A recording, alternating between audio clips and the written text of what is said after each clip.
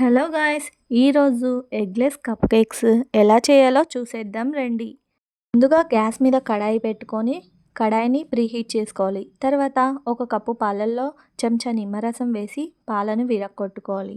ఒక కప్పు బెల్లం వేసి బెల్లం కరిగేదాకా బాగా తిప్పుకోవాలి.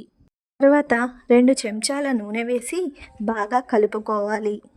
తర్వాత ఒక కప్పు మైదా పిండి, చిటికెడు బేకింగ్ సోడా వేసి కలిపిన మిశ్రమంలో జల్లించుకోవాలి. పావు టీ స్పూన్ వెనీలా ఎసెన్స్ వేసి మళ్ళీ ఒకసారి బాగా మిక్స్ చేసేసుకోవాలి.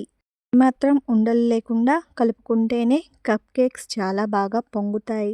తర్వాత కప్ కేక్ ట్రేలో కప్ కేక్ లైనర్స్ వేసి 40% మిశ్రమాన్ని వేసి కుక్ చేసుకోవాలి. 15 మినిట్స్ ఉంచి గ్యాస్ ఆఫ్ చేసుకుంటే అంతే, కప్ కేక్స్ రెడీ. ఇలాంటి మరెన్నో వీడియోస్ కోసం please do subscribe my channel.